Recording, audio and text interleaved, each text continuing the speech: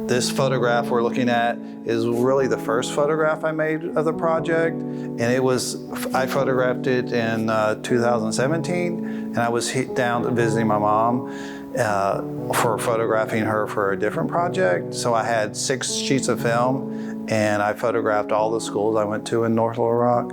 So that took 30, 40 minutes, because North Little Rock is a small city.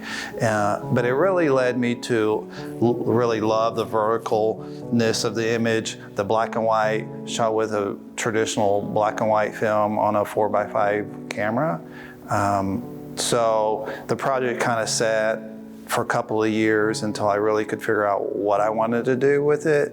And then I ran across some research about historical schools that changed America, education in America. So my name is Mark Wittig, and the title of the exhibit is Structures That Transformed Education from 1724 to 1974.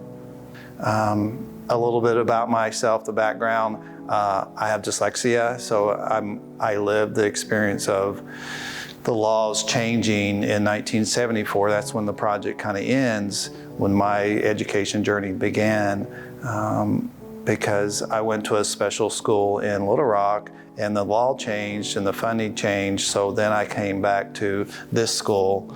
So that's kind of the genesis of the project, where it's not telling my story anymore, but it's telling a broader story about how education changed. Just like Old Main in North Little Rock, that's where I grew up, that's where I went to high school, graduated, and this is also one of the early images I made. That 3-hour drive around North Little Rock, I photographed Old Main, and I had no idea that there's a little story, not little, it's a big story, the North Little Rock 6.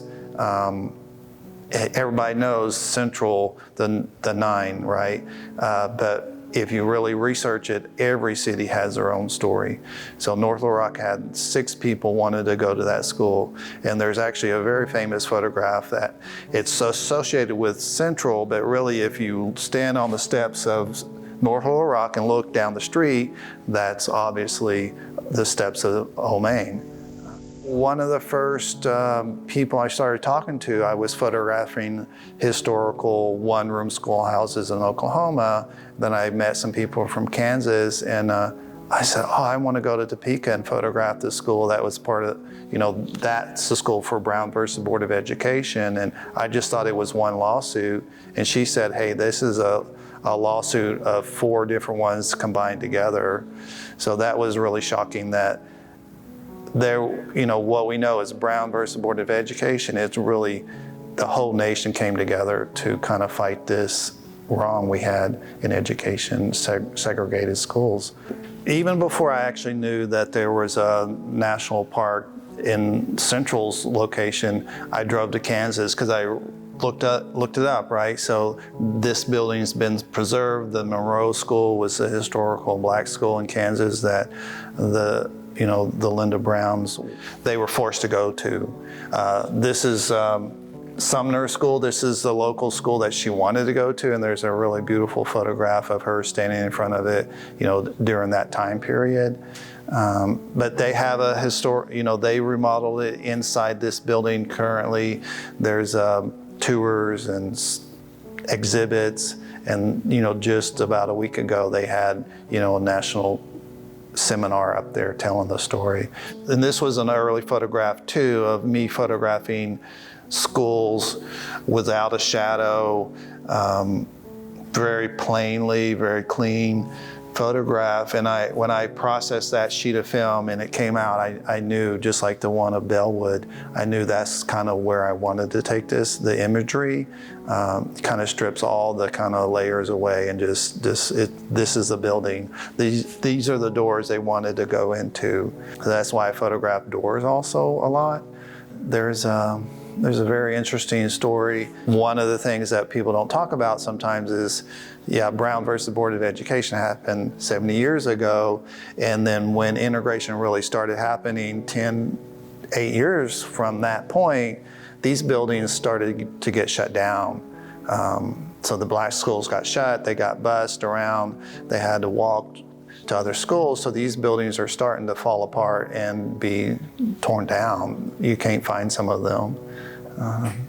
So I photograph historical Rosenwald schools in the rural South, and that was a partnership between Julius Rosenwald and Booker T. Washington. They built about 5,000 schools, teacher homes, and different shop buildings, and there's probably 300 to 500 left in the United States.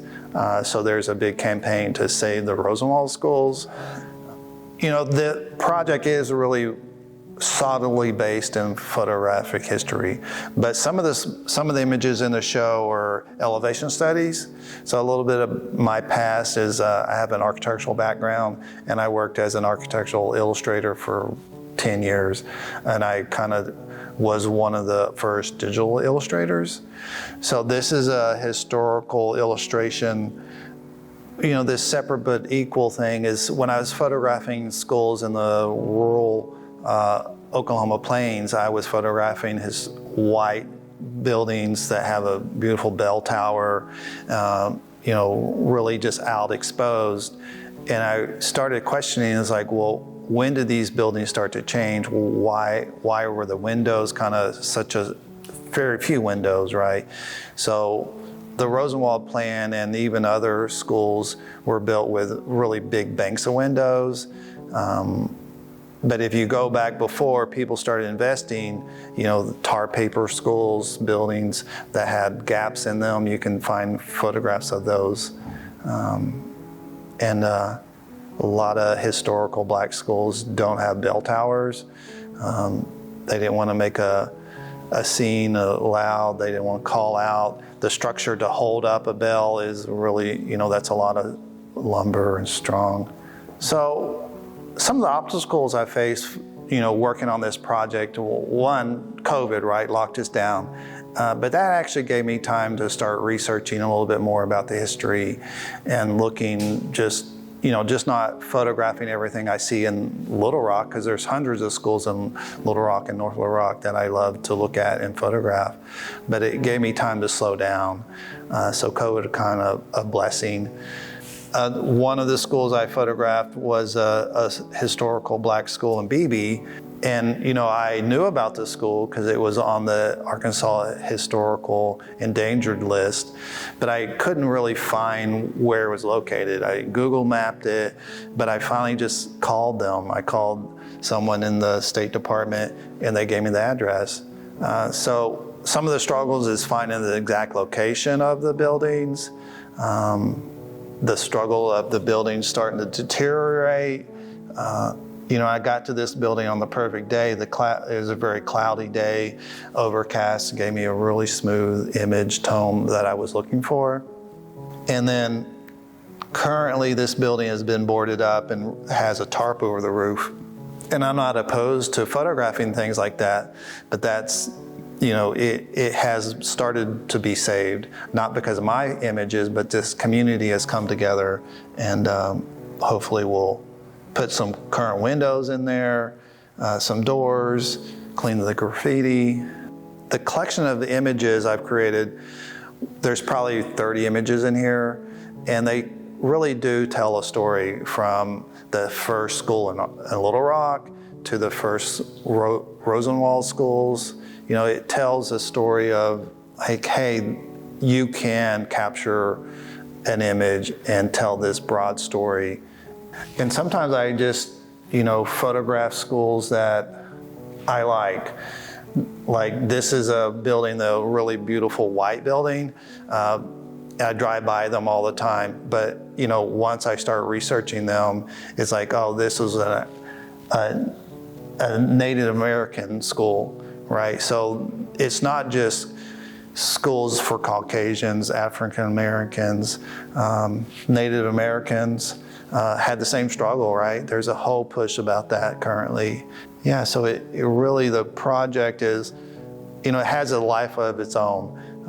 I'm kind of the owner of these images, the creator of these images, but I really want to share them with the community, get them out there to other public libraries that you don't have to pay to come in this space, right? So it's important for that. hopefully we can partner with more of the schools, partner with the communities. I currently work as a fine art artist, and I also make money teaching at a public high school in North Little Rock. So you still see then the funding being low. It's still, every year the funding per student goes lower and lower. So going back to one of the struggles of working on this project is I started finding more and more of these schools. I have a list of probably 100 schools I would love to photograph, but you have to start narrowing it down because I just don't have the time or money to travel all these places. So in Arkansas, Stamp, Arkansas is a little town by Texarkana. A famous writer that Maya Angelou actually went to this school, and she talks about it in her book, Why the Caged Bird Sings.